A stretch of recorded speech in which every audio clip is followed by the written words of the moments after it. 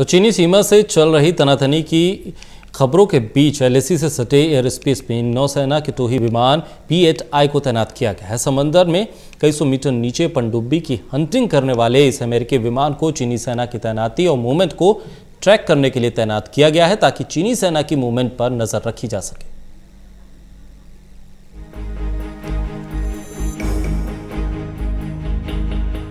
Independent flight tracking website ने भारतीय नौसेना के P-8I एयरक्राफ्ट की फ्लाइट लद्दाख और हिमाचल से सटी चीनी सीमा के पास ट्रैक की। सीमा पर चीन से चल रहे टकराव के बीच P-8I की तैनाती बेहद अहम है, क्योंकि वर्ष 2017 में डोकलाम विवाद के दौरान भी नौसेना के इस विमान को चीन से सटी एयर स्पेस में तैनात किया गया था। कुछ महीने पहले chief of defence staff general Vipin Rawat ने इस बात का खुलासा किया था। डोकलाम विवाद के वक्त जनरल विपिन रावत थल सेना प्रमुख के पद पर थे।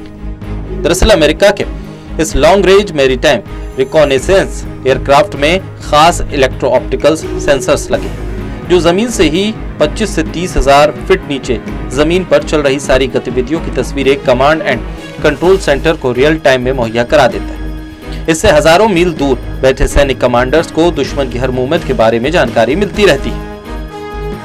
P-8I यानी पोसाइडन 8 इंडिया की खासियत यह है कि जमीन पर कितने पैदल सैनिक ड्रिल कर रहे हैं ये उस वक्त की जानकारी दे देता है। इसलिए इस टोही विमान को चीन से सटी एयर स्पेस में तैनात किया गया है, क्योंकि लगातार इस तरह की खबरें आ रही हैं कि चीन की सेना गलवान घाटी और लद्दाख समेत हिमाचल प्रदेश में भी अपनी मूवमेंट LAC के करीब कर रही है। सैटेलाइट इमेज भी चीनी सेना की लाइन ऑफ एक्चुअल कंट्रोल यानी LAC पर लगातार बढ़ रही गतिविधियों की ओर इशारा कर रही है।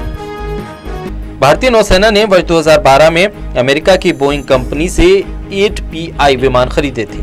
बोइंग ने अपने 737 एयरक्राफ्ट को टॉर्पीडो से लैस कर इस एयरक्राफ्ट को तैयार किया था। ये एयरक्राफ्ट समंदर में सबमरीन हंटिंग में काम आते हैं। समंदर के नीचे कई सौ मीटर नीचे ऑपरेट कर रही पनडुब्बी को भी P-8I डिटेक्ट कर लेता है और जरूरत पड़ने पर टॉर्पीडो लॉन्च कर सबमरीन को तबाह कर सकता है। भारतीय नौसेना ने अपने इस हंटर को तमिलनाडु के अराकोनम नेवल एयरबेस INS रजाली पर तैनात कर रखा है। साथ ही नौसेना ने 4 और P-8I एयरक्राफ्ट खरीदने का ऑर्डर दिया है और ऐसे में अब नौसेना के जंगी बेड़े में 12 ऐसे एयरक्राफ्ट हो जाएंगे। Special desk total news.